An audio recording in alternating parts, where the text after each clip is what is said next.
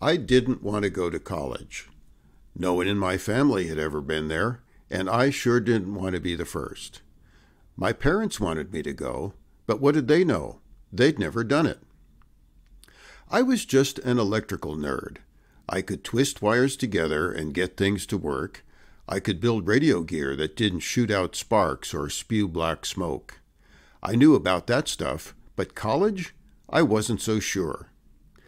Yes, I knew how to make radio waves bounce around the world, and I could use them to talk with faraway ham operators. I could copy Morse code at 30 words per minute, but that did not get me in with the college crowd. I didn't hang out with the cool kids, the ones that were going to college. But I did have some radio friends. We understood the secret world of electricity and radio waves. I guess we could have been called geeks, but that wasn't even a word back then. We were all ham operators, each with his own radio gear and call sign. We babbled on about our latest projects and faraway radio contacts. Those other kids, the ones that were going to college, they couldn't even understand what we were saying. To them, we were speaking a foreign language. We lived in a different world, the world of radio. Well, then high school graduation came, and I didn't have any other ideas, so I said, okay, I'll give it a try.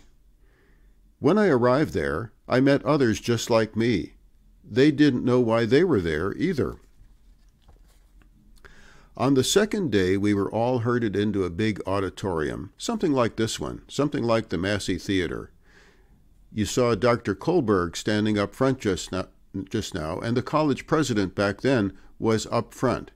He spoke in a somber voice, but he was way more serious than Dr. Kohlberg. He told us to look at those beside us. Look to your left. Look to your right. One of you will not be here on graduation day. That didn't help my self-confidence. But I stayed with it, and on graduation day I was still there. And I did have some new skills. I was employable. Education had opened doors that were previously closed, doors that I didn't even know were there. My technical skills and what I learned in college did help me get a job, but I still didn't know how to work as part of a team, how to cooperate with others and compromise when needed, and I definitely did not know how to lead a team. I still had a lot to learn. A few years went by. I was in Alaska. Tiny waves splashed against the seaplane's floats, and it rocked back and forth in the water. I untied the plane from the dock and climbed up into my seat next to the pilot. Ready, he asked. I nodded yes. The engine started, and the Cessna began to move slowly. Pilot John Lee picked up the radio's microphone. Anchorage Tower, Cessna 70022, taxiing for departure Lake Hood, he said. The tower gave takeoff clearance. John pushed the throttle forward. The engine roared, and we rushed down that watery runway. The Cessna broke free of the water and banked right. We were headed toward western Alaska. It was 1972. Not many villages out there had a reliable communication system back then. None had telephones.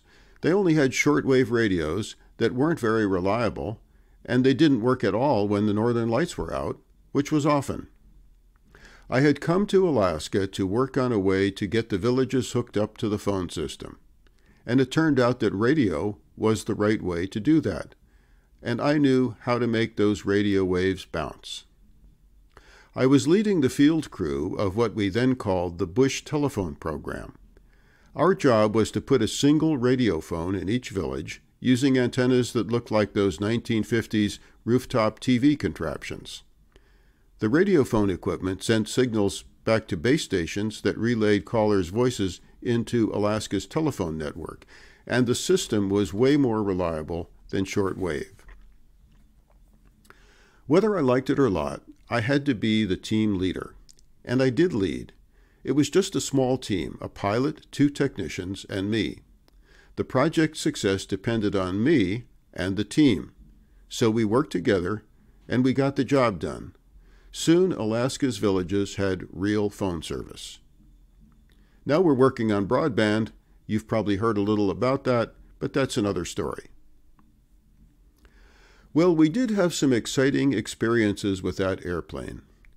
In the beginning, I was a fearless flyer.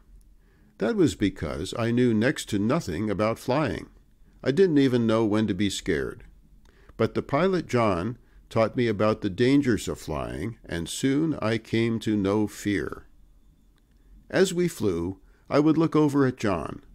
When the hair on the back of his neck was standing straight up, I knew then it was time to be scared. Well, years later, I was asked to build a radio system to link up what we then called portable computers. But they really weren't that portable. They were actually pretty big.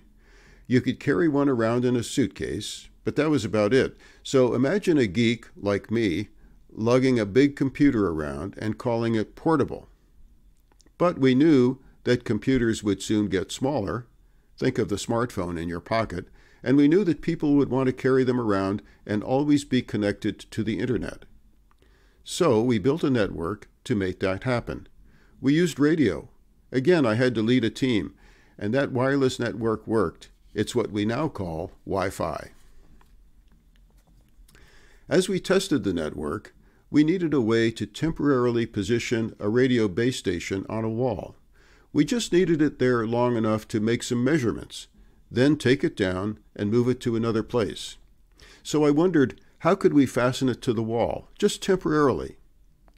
I thought back to my time in Alaska, and I remembered duct tape. Duct tape was what we used. So after being a teenager, reluctant to go to college, I finally had technical skills. I knew how to be a team player and even the leader of a team. I started to think about giving back. I thought about the Rotary Club motto, service above self.